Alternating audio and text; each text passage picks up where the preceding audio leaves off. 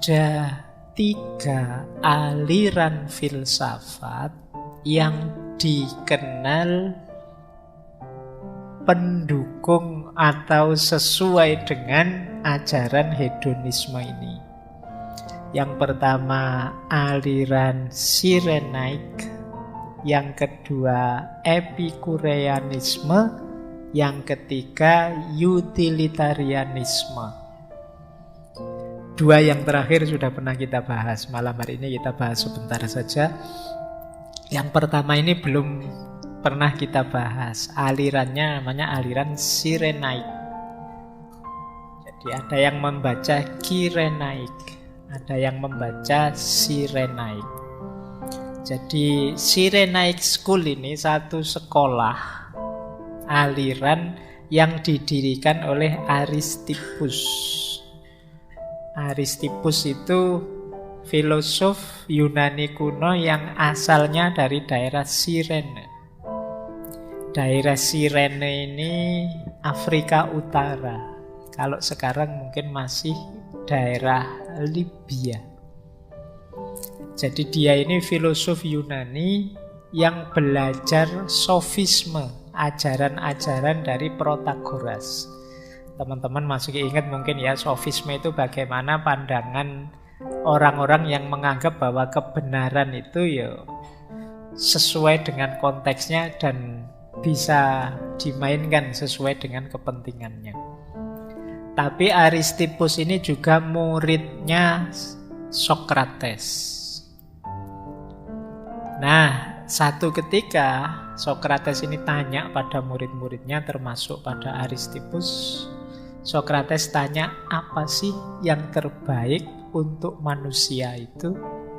Nah, Aristippus menjawab, yang terbaik untuk manusia itu kenikmatan.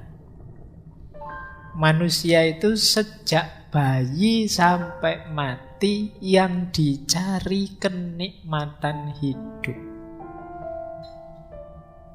Ya kan, bayi itu ya begitu lahir ya dia ingin mencari kenikmatan versi dia, versi bayi. Nanti jadi ABG ya kenikmatan versi ABG, jadi dewasa, jadi mahasiswa, kenikmatan versi mahasiswa, dan seterusnya. Jadi kata Aristippus, ya yang terbaik untuk manusia itu memang kenikmatan. Wong itu yang dicari. Jadi mencari yang nikmat. Nah, kalau Sokrates kan ya enggak dong, manusia itu ya mencari keutamaan, dan yang utama itu kebaikan. Nah, tapi kata Aristippus, ya kebaikan itu hakikatnya ya kesenangan tadi, kenikmatan. Orang itu menganggap baik yang dia anggap menyenangkan. Bahkan akal itu kerjanya apa? Mencari yang paling menyenangkan dalam hidup dan menghindari yang akan menyulitkan dia. Jadi kalau pakai rumusnya Aristippus, hidup ini memang mencari kebaikan, tapi kebaikan itu adanya dalam kesenangan. Dan akal budi manusia dipakai untuk memaksimalkan pencarian kesenangan ini. Oke. Loh, tapi kan ada Pak orang yang hidupnya mengabdi pada orang lain, orang yang hidupnya peduli, orang yang hidupnya sodakoh ilmu, sodakoh kekayaan dan lain sebagainya.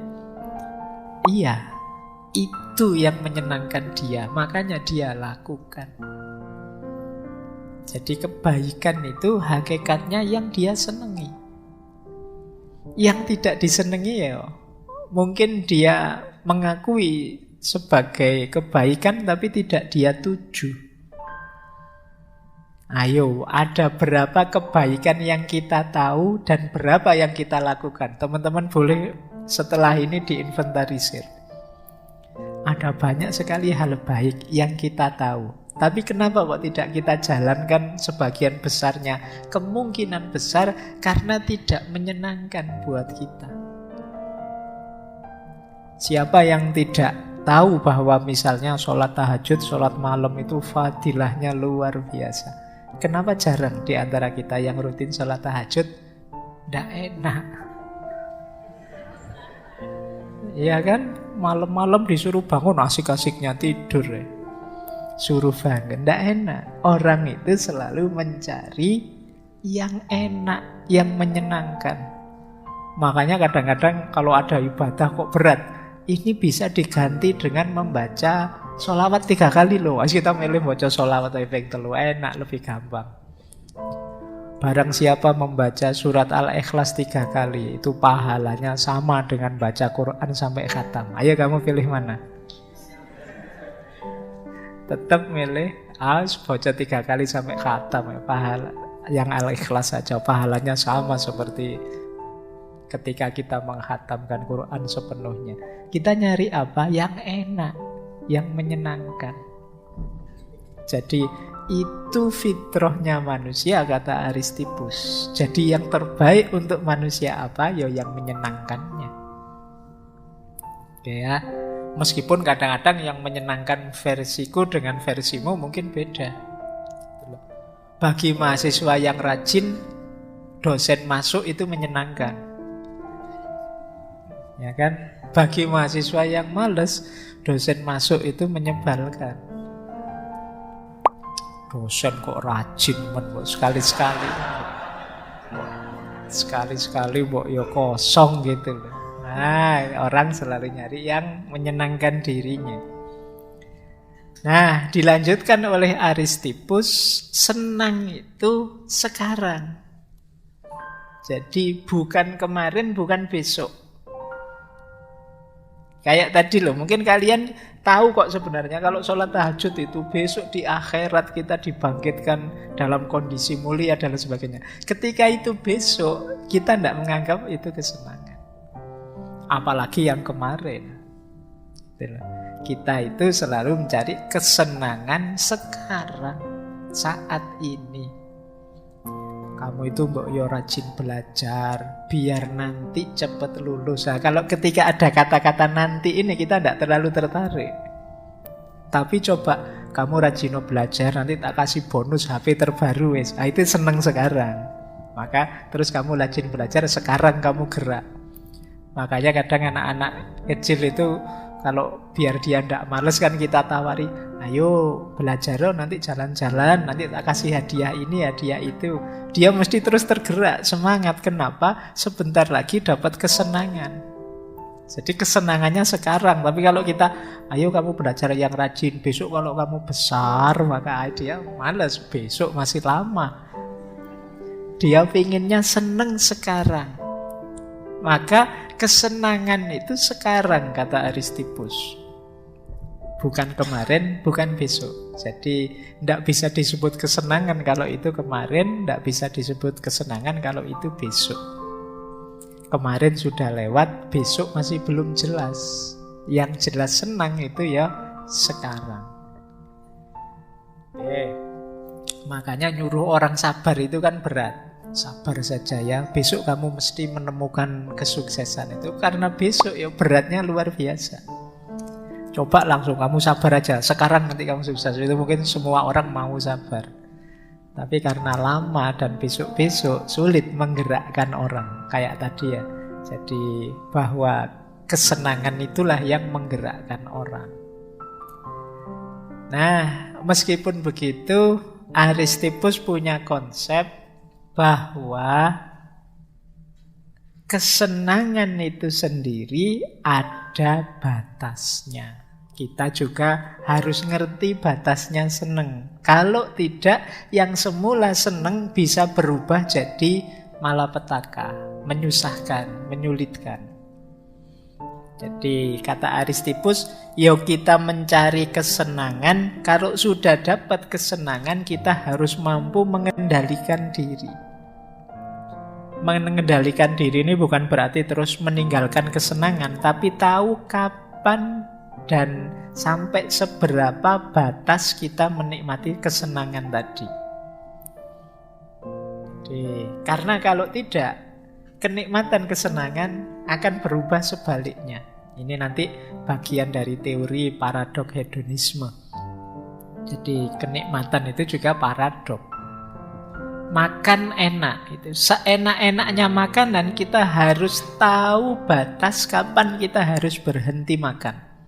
Kalau tidak, meskipun makanan ini sangat enak, meskipun dibayari orang, akan rasanya sangat tidak enak. Piring pertama mungkin kita masih kuat, piring kedua lumayan lah, nikmatnya tinggal setengah, piring ketiga, piring keempat itu bisa muntah kita akhirnya. Yang semula nikmat ketawa-ketawa bisa nangis-nangis, kita sakit perut. Loh, itu namanya batas. Minum juga begitu, seks juga begitu. Kamu boleh sebut kenikmatan apapun yang itu sifatnya duniawi, kamu harus ngerti batasnya. Tertawa juga begitu. Seneng-seneng apapun, pokoknya harus tahu kapan titik ini saatnya aku berhenti. Karena kalau dilanjutkan, masalah. Nah, ini teorinya Aristippus. Jadi dalam kesenangan kita harus tahu kapan saatnya berhenti. Ini aliran pertama, namanya Cyrenaic School. Kalau kalian kuliahnya di sekolahnya Aristippus ini, diajari caranya seneng. Nah, mungkin enak ya kalau dosennya ngasih tugas, Pak saya tidak seneng Pak, ganti tugas yang menyenangkan saja. Oke, ya, saya tidak tahu masih ada apa enggak sekolah Aristippus ini ya. Sekolah yang untuk senang-senang saja. Mungkin bisa kamu coba besok kalau mendirikan lembaga pendidikan apa itu, tujuannya untuk senang-senang saja. Sekarang kan kampus itu tujuannya kelas tinggi semua, pengen unggul, pengen terpemuka nomor 1 internasional dan lain sebagainya. Bikinlah sekolahan kayak Aristippus ini, tujuannya untuk senang-senang saja. Mungkin laris nanti. Oke, yang kedua, ada aliran filsafat namanya Epikureanisme. Tokohnya Epikuros. Kalau ini agak beda kesenangannya. Ini lebih cerdas, lebih dalam membaca kesenangan. Dulu pernah kita bahas satu sesi, malam hari ini kita rangkum sedikit saja. Jadi memang kata Epikuros, hidup ini mencari kesenangan dan menghindari rasa sakit. Cuma semakin rumit kesenangan, biasanya jadinya justru tidak senang. Orang akan lebih bahagia, lebih senang kalau kesenangan itu sifatnya sederhana. Makanya Epikuros dan circle-nya itu justru meskipun punya ideologi mencari kesenangan, dia hidupnya agak asketis. Jadi menjauh dari kesenangan duniawi. Karena bagi dia itu justru lebih membahagiakan. Nanti ada alasannya. Jadi, ya alasan sederhananya seperti tadi. Semakin banyak kesenangan itu semakin tidak senang orang. Nah, meskipun begitu ya orang harus nyari senang, kata Epikuros. Itu satu quotes yang terkenal sekali. Kata Epikuros, tidak mungkin orang hidup senang tanpa hidup secara bijaksana, terhormat, dan adil. Dan tidak mungkin orang hidup bijaksana, terhormat, adil tanpa hidup yang menyenangkan. Jadi kebijaksanaan, kehormatan, dan keadilan itu pasangannya kesenangan. Makan itu enak, tapi kalau kita budaya makan kita tidak bijaksana, tidak terhormat, dan tidak adil, maka dia tidak akan jadi sumber kenikmatan. Budaya makan yang tidak bijaksana, misalnya makan kok tidak tahu batasnya, terlalu banyak atau terlalu sedikit, atau makannya tidak terhormat. Ya makan enak sih, tapi tadi nipu, ngutil, misalnya makan yang tidak terhormat, atau tidak adil. Nah, dengan cara kita misalnya menzolimi orang, merampas haknya orang, terus kita makan.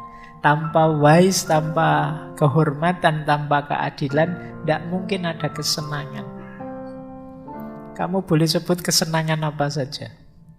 Kalau itu tidak dilakukan dengan bijaksana, tidak dilakukan dengan terhormat, tidak dilakukan dengan adil, maka tidak akan menyenangkan. Jadi kesenangan itu boleh kamu ganti apa saja. Makan, minum, seks, nikah, poligami, dan lain sebagainya. Itu kalau tidak wise, tidak honor, tidak adil, tidak akan menyenangkan.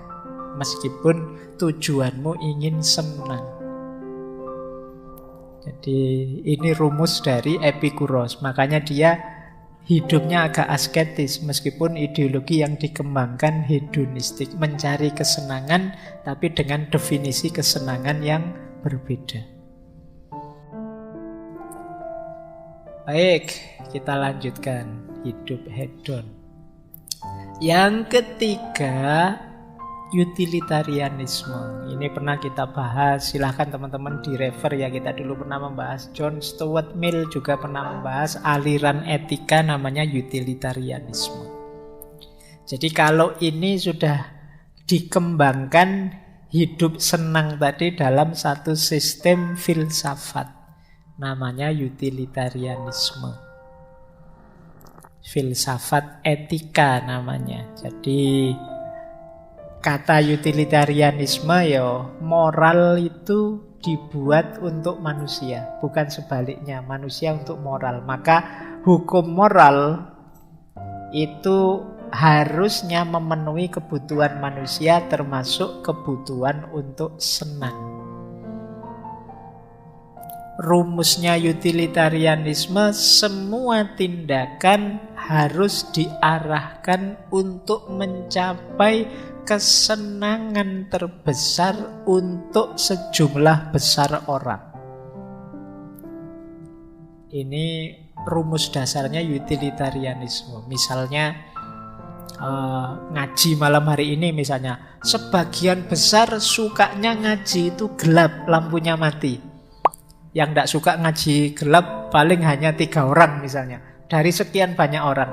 Itu etisnya adalah lampunya mati. Jadi ya tidak tahu nanti apa yang terjadi kalau lampunya mati. Nah, tapi etisnya begitu. Kenapa? 90% lebih ingin lampunya mati. Kok lampunya nyala? Itu tidak etis, karena hanya nuruti 3-4 orang, yang 90 orang dikorbankan. Nah, ini namanya utilitarianisme. Mahasiswa 40, yang 30 ingin libur saja, yang 10 ingin tetap kuliah. Loh, itu etisnya libur. Jadi karena menyenangkan, membahagiakan sebagian besar orang, jumlah terbesar orang. Nah, ini utilitarianisme. Jadi moral atau hukum itu harus diarahkan untuk mencapai kebahagiaan paling besar untuk sejumlah terbesar orang. Nah, ini logika dari utilitarianisme. Nanti ada 2 aliran dengan 2 tokoh. Ada kuantitatif hedonisme, tokohnya Jeremy Bentham. Ada kualitatif hedonisme, tokohnya John Stuart Mill. Mudahnya kalau kuantitatif hedonisme itu kesenangan bisa diukur, bisa dikira-kira secara kuantitas. Kuantitas itu berarti diukur materi kesenangannya. Kalau Stuart Mill ini kualitasnya, nanti kita lihat ya bedanya apa kuantitas sama kualitas. Misalnya Jeremy Bentham yang tadi kuantitas itu punya hedonic calculus. Hedonic calculus itu kalau kita ingin melakukan satu tindakan, pilihlah yang paling menyenangkan. Menyenangkan itu dihitung apanya? Nah, kalkulusnya ini. Jadi tindakan menyenangkan itu rumusnya intensitas, durasi, kepastiannya, kedekatannya, kemanfaatannya, kemurniannya, dan keluasannya. Ini namanya hedonic calculus. Ini menarik ya, mengukur kesenangan. Makanya disebut kuantitatif tadi. Kesenangan itu bisa diukur. Maka yang pertama intensitas. Jadi intensitasnya itu terasa benar atau enggak, itu kan intensitas. Mendalam apa enggak. Nah, yang ini menyenangkan sih Pak, tapi menyenangkannya enggak terlalu dalam, biasa saja. Kalau yang ini senangnya luar biasa. Dipuji temen cowok yang kamu benci dengan dipuji temen lawan jenis yang kamu senang. Oh, itu intensitasnya kan beda rasanya. Aduh, dia yang muji. Sama-sama muji. Nah, kalau temen yang kamu benci misalnya bilang, wah kamu kok ganteng ya malam hari ini, itu mesti kamu, kamu yang ngomong gak ngefek. Ya kan? Tapi kalau yang ngomong yang kamu incer itu, wah kamu langsung jangankan diomongi gitu, kamu dikedipin saja. Oh jangan-jangan. Itu hubungannya dengan intensitas. Jadi menyenangkan itu ada kalanya diukur intensitasnya. Jadi mahasiswa yang sejak semester 1 nilainya CDE. Oh, itu begitu dapat nilai B itu rasanya luar biasa. Ya kan? Itu intensitas. Tapi mahasiswa yang sejak semester 1 nilainya AB, dapat nilai B enggak ngefek, enggak terasa, biasa. Itu kesenangan, cara menghitung intensitasnya. Yang kedua durasi. Durasi ini lamanya. Ini menyenangkan sih, tapi cuma 1 menit. Nah, kalau itu menyenangkan 1 jam. Oh, kalau itu 1 minggu kita bisa senang terus. Nah, ini senang atau tidak bisa diukur durasinya. Bisa juga kepastian. Nah, kepastian ini biasanya berhubungan dengan ini besok mesti enak enggak? Mesti seneng enggak? Itu kepastian. Ada yang sekarang kita rasakan dan menyenangkan dengan ini senengnya besok loh. Itu kan beda. Secara kepastian. Kalau ini jelas, kalau itu masih besok, masih belum pasti.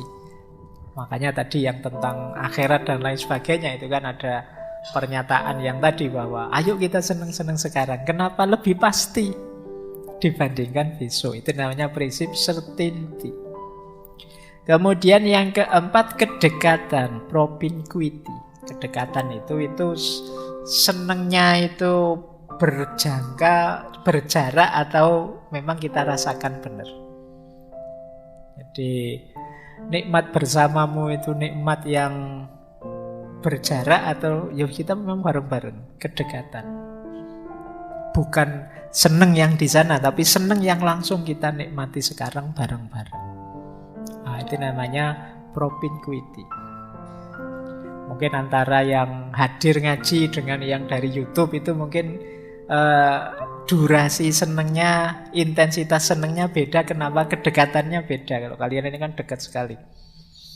Sementara yang YouTube ada jaraknya. Saya bilang malam Kamis hari ini, nanti di YouTube Minggu, jadinya harusnya malam Senin.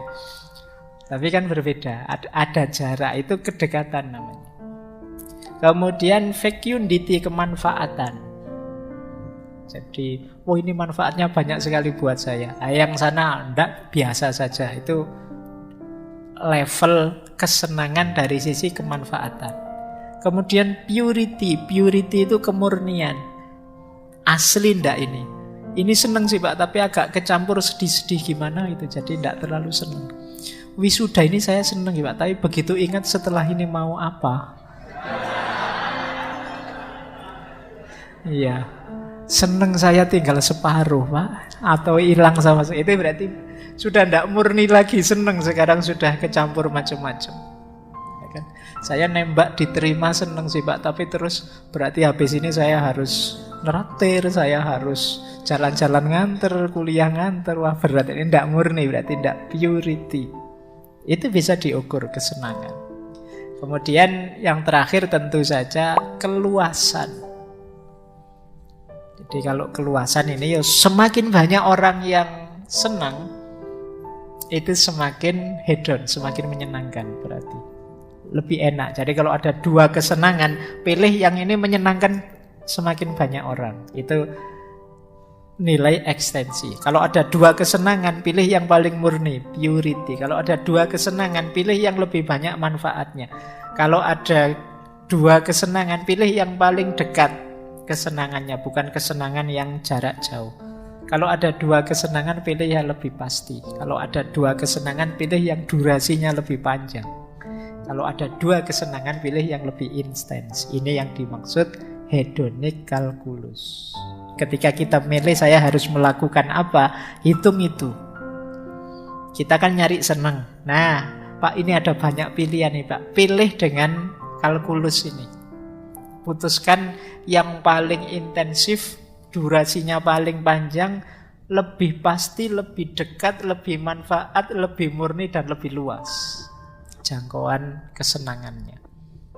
Ini teori namanya hedonic calculus, makanya disebut kuantitatif.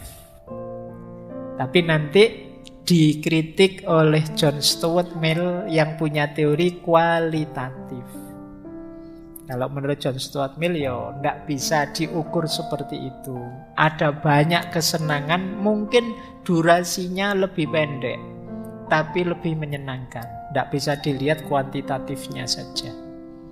Makanya nanti Stuart Mill menyebut kesenangan itu ada levelnya.